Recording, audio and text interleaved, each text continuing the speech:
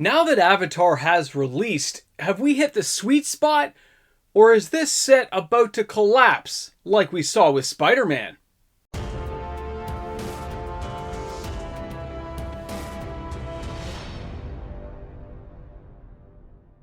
How well is Avatar doing? Is it going to hold its own, or is it about to just, fall down a flight of stairs and be permanently injured like poor old Spider-Man? Welcome back, everyone. mtgnews here, and thanks again for hanging out today for another video. Now, I found it very interesting after looking at Spider-Man. The expectations of a set like Avatar were kind of split between what people thought was going to happen. There's a whole segment of the Magic universe that wants all Universes Beyond products to fail. They want it to end. They want to stick with in-house IPs. But there's another segment. There are fans of the Universes Beyond products who want to see more and expanded, and they want to see it done well, and they want to see it succeed. And somewhere in between all that is Wizards of the Coast counting their coins, wondering how much money they can make from everything going on. Now, Avatar, of course, had its release weekend. It was kind of muted. This is the official launch. Really, everything was like the week before on the pre-release weekend. But that doesn't mean that things weren't selling and moving. Now, between all the stores I checked in with and all the people out there that I've talked with, yes, there is an abundance of product readily available. You could walk into any LGS and pick up basically whatever you're looking for. Now, part of this will be that the LGSs have beefed up their numbers. Part of it is the fact that Wizards of the Coast ramped up production. That is very evident in the amount of product that is available for stores to even purchase from distribution still. There's a lot going on here. There's a lot to break down when we actually take a closer look at what's happening with Avatar. There's a lot of good things when a set is overproduced. It stops scalping and flippers, at least in the initial waves. If you go ahead and I show you a slide here from TCG Player, and this is taken like Sunday in the morning. You can see all these sales listings that got sold. They're all on the 11, 23, 25. They're all around the 400 to 450 mark, right? 433, 446, whatever. We'll just say 450. Now, if this was Final Fantasy, which had a shorter print run, you can just imagine what the prices would be like right now. Now, I can tell you right now, somebody's going to put in the comment section, these are not the same set, Moxman. They're not even close. I understand that.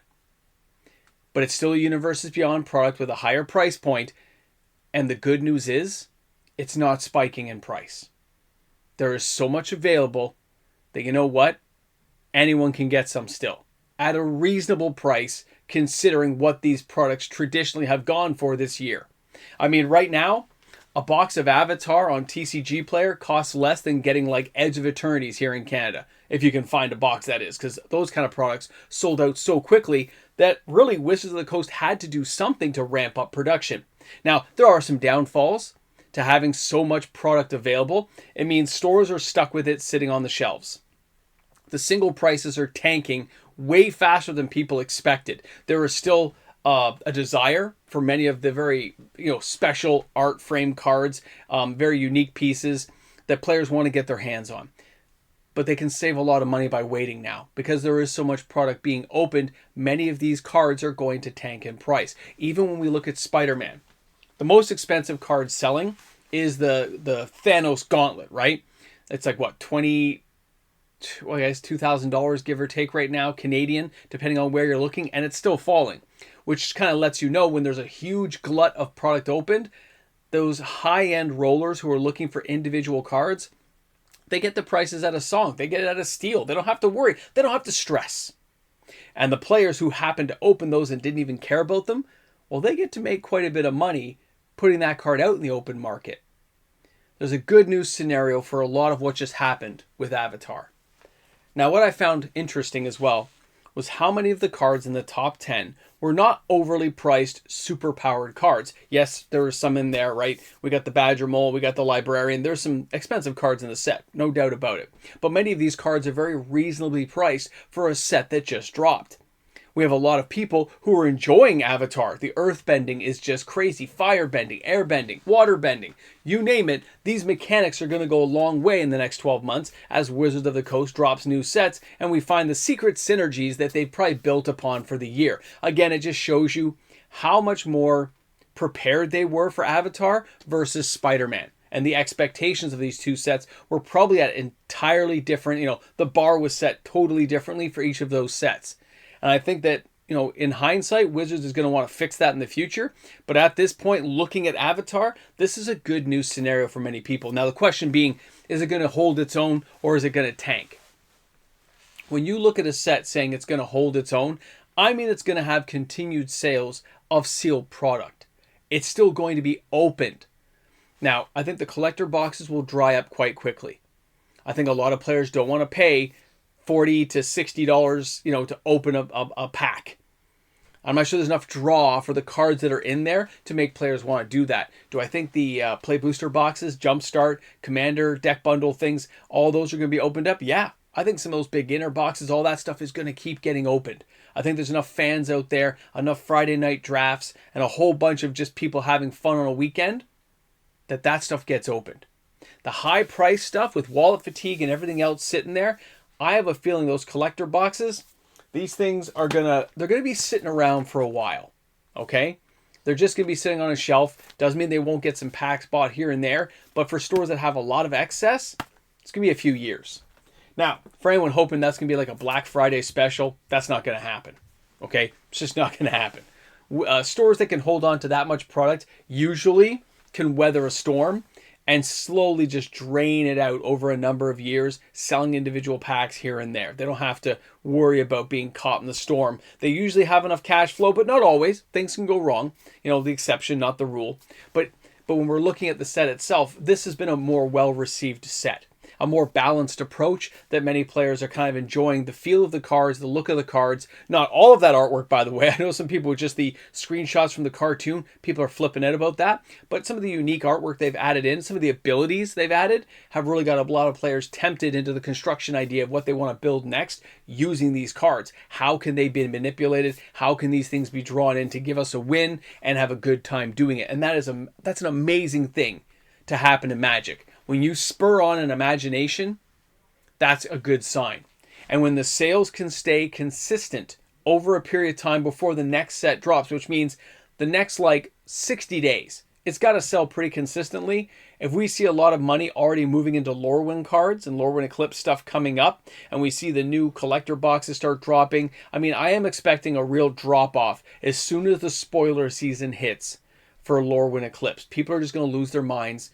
For all the fans of that, they're just going to be drawn to it. And that's going to be the big drawdown on something like Avatar. Okay, that's going to be the big pull in that direction. But don't forget, there are a lot of nostalgic players out there who will love Lorwyn Eclipsed, but there's new players in the last 5 years who don't even know what Lorwyn is. They've never been to the world. They don't care. They love these Universes Beyond products, and that's why they're picking up Doctor Who, Warhammer 40K, Fallout.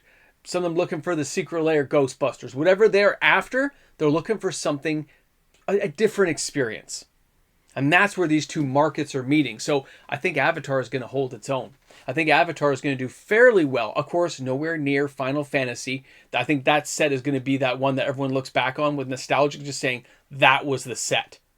Right? That's the one of the 2020s that's going to blow everyone's mind. At least until The Hobbit comes along. Because right now, somebody, as soon as I said that, they were thinking about The Hobbit and how The Hobbit is going to draw things in. I know you were thinking, Moxman can't forget about The Hobbit. I'm not going to. It's going to be a killer set, but it's going to fit into standard. It's not going to be a modern set, so it's going to be a little bit different power level, right? Be aware of that, guys. And then, of course, all these new Marvel sets, I think they're going to be more well-engineered sets, more balanced as well. So I think there'll be larger sets that will have a lot of give and take to them. Guys, I want to know what you think. How did Avatar go in your area? How much product is left on the shelves? And what's your LGS telling you? Thanks again for tuning in. Thanks for being here today. Avatar, a nice level set. Guys, thanks again. We'll see you tomorrow. And, of course, a shout out and thank you. Because of the fantastic patrons on this channel, daily uploaded content is made possible each and every day. Now, when we look at all these patron supporters on the channel, all my YouTube membership member, it is because of them. So I always like to take a moment at the end of every video to thank each and every one of you. Welcome back. I know, we're at the end. It's the quiet time. Sit down, relax, have a coffee. You know, at the time of filming this, I'm surprised by the lack of singles for many Avatar cards inside local shops. A lot of wish list stuff it's already there. People are already looking for these cards. None of them are expensive, but people don't want to crack their own boxes because they're so expensive. So they are looking for the cards that are inexpensive, but nobody's turning them in. It's going to be interesting to see how this plays out in the next, 12 months. If we have boxes this expensive, nobody wants to open them, but the people who do open them don't turn their cards in or don't want to get rid of the cards they open. It's kind of crazy. I mean, it causes a whole weird market ripple thing, Yeah, you guys get it. Anyway, enjoy the rest of your day. Shop smart, shop smart, and I've got stuff to get done, so we'll be back tomorrow. Don't worry. We'll see you then.